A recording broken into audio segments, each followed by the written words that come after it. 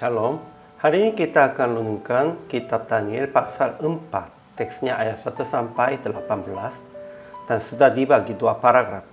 Paragraf yang pertama ayat 1 sampai 9, Raja Nebukadnezar melihat penglihatan dalam mimpi. Ia menceritakan kepada Daniel tentang mimpinya untuk dapat maknanya.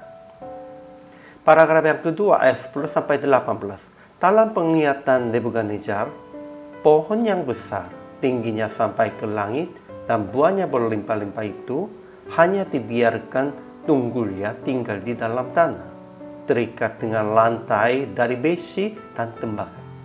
Dan hati manusianya berubah dan diberikan kepadanya hati binatang, berlaku atasnya sampai 7 masa berlalu.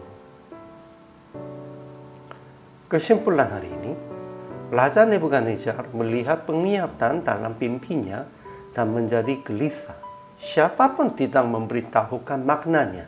Jadi Nebukadnezar menceritakan kepada Daniel supaya dapat maknanya. Penglihatan itu tentang pohon yang besar, tingginya sampai ke langit dan buahnya berlimpah-limpah. Padanya ada makanan bagi semua yang hidup. Tetapi seorang penjaga turun dari langit dan menebang pohon dan potong dahan-dahannya, gugurkan daun-daunnya, dan hamburkan buah-buahnya. Jadi binatang-binatang, burung-burung lari dari pohon itu, hanya tunggulnya tinggal di dalam tanah, terikat dengan lantai dari besi dan tembaga. Dan hati manusianya berubah dan diberikan kepadanya hati binatang. Hal itu berlaku atasnya sampai 7 masa berlalu.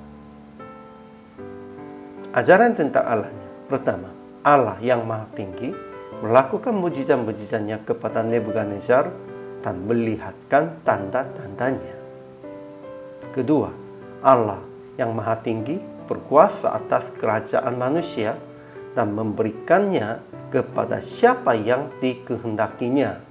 Bahkan orang yang paling kecil sekalipun dapat diangkatnya untuk kedudukan itu. Ajaran tentang manusianya. Pertama, Raja Nebukadnezar melihat penglihatan dari Allah dan menjadi gelisah karena tidak tahu maknanya.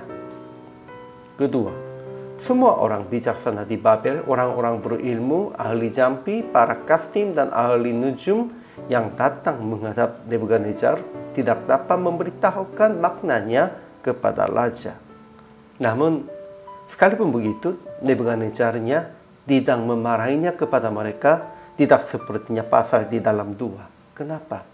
Karena kepada mereka, Raja Nebukadnezarnya tidak ada pengharapan. Memang sudah tahu merekanya begitu. Kenapa juga? Ada juga Daniel. Sehingga ketiga, Daniel disebutkan yang penuh dengan roh para dewa yang kudus dan dia dapat dipercayai oleh Raja Nebukadnezarnya. Orang percaya harus dipercayai seperti itu. Zaman itu, karena Daniel melihatkan bijaksanaan, melihatkan kekuatan dari Tuhan. Tetapi zaman ini, kita harus melihatkannya kehidupan yang benar sesuai dengan kehendak Tuhan dan keadilannya sesuai dengan perbuatan Tuhan. Jadi aplikasi hari ini. Pertama, jangan gelisah sekalipun melihat penglihatan atau tanda dalam penglihatan.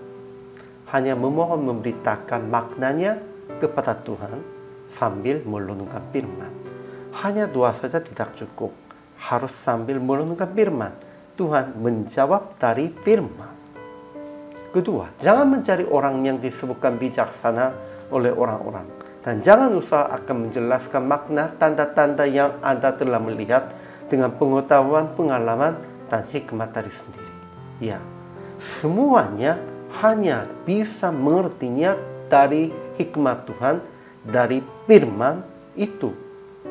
Bukan dari manusianya. Bukan dari pengalaman atau pengetahuan sendiri. Ketiga, melakukan dan berkata dengan benar dalam Yesus supaya dipercayai oleh orang-orang dan oleh Tuhan. Itu sangat penting. Orang-orangnya kalau tidak percaya, orang percaya itu merekanya sudah tidak ada pengharapan, tidak ada mereka tentang orang percayanya lebih maju atau lebih adil atau mereka lebih tahu. Kita harus melakukannya dan berkatanya dalam Yesus dengan benar, dengan keadilan, supaya dipercayai oleh orang-orang dan Tuhannya, supaya mereka yang pada waktu dapat persoalannya menceritakan dan memohonnya tentang jawaban dan solusinya dari orang Kristennya. Itulah kita harus dipercayainya.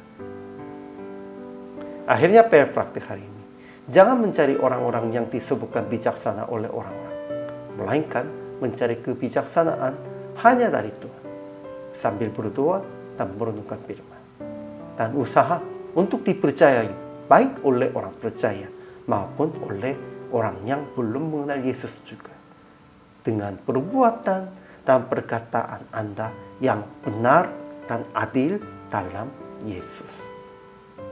Inilah kewajiban semua orang percaya dan hamba Tuhan. Hari ini juga selamat melayani. Tuhan Yesus memberkati.